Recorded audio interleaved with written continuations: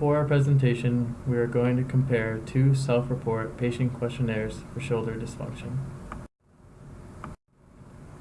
The reason we chose shoulder dysfunction was because it is very common in the clinic and therefore it is important to utilize the best tool available.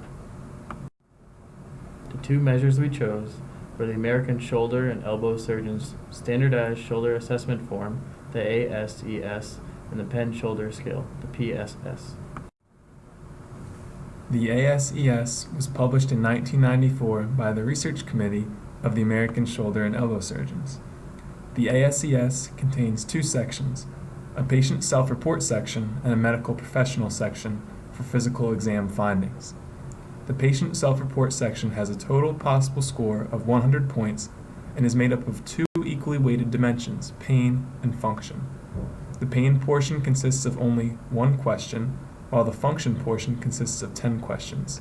For the purposes of our comparison today, we will only focus on the function portion of the self-report section. A 2002 study by Michener et al. Investigated the psychometric properties of the ASES. According to the study, the ASES demonstrated divergent validity with mental and emotional health constructs.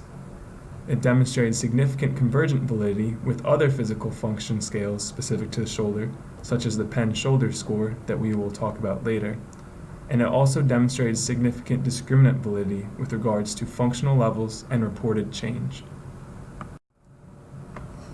According to the same study, the ASES was demonstrated to have strong reliability with an excellent test-retest value of 0.82 and an internal consistency value of 0.86. The ASES was also shown to have good clinometric properties for responsiveness. This is demonstrated by a standardized response mean and effect size greater than 1. The MDIC was 3.4 ASIS points with a strong sensitivity of 86% and a questionable specificity of 75%.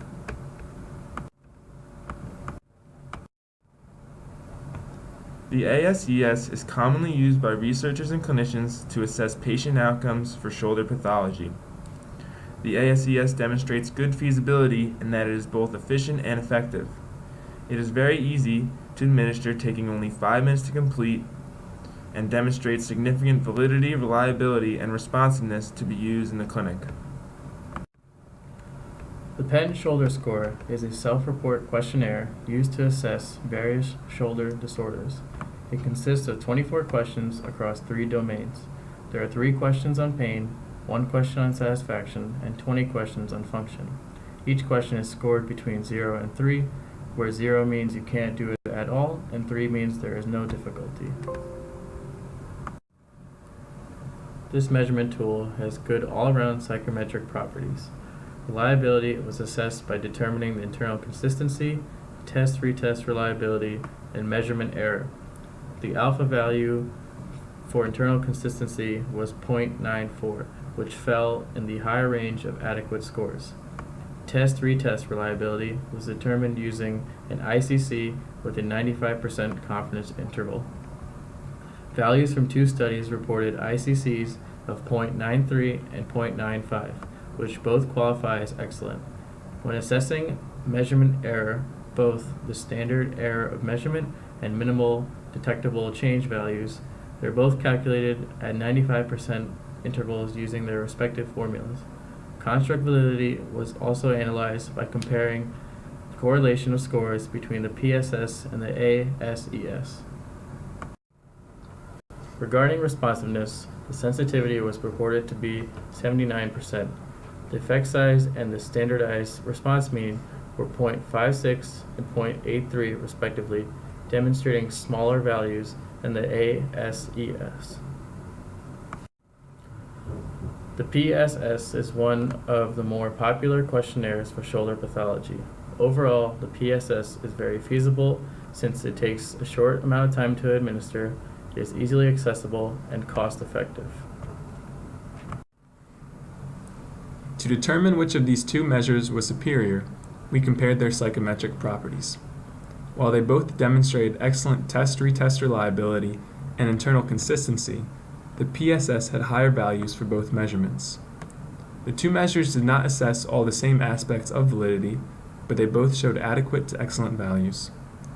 The PSS demonstrated a higher convergent construct validity value than the ASES, but the ASES strengthens its case by showing divergent and discriminant validity as well.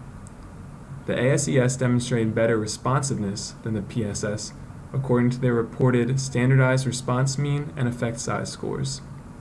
The ASES also demonstrated superior sensitivity. The two tests are similar in their feasibility, although the ASES's functional component is only 10 questions compared to the PSS's 20 questions. We have determined that the ASES and PSS are both feasible and acceptable for use in the clinic. That being said, we believe that the ASES is the superior self-report patient outcome measure due to its significantly stronger responsiveness and sensitivity. That concludes our presentation on shoulder outcome measures.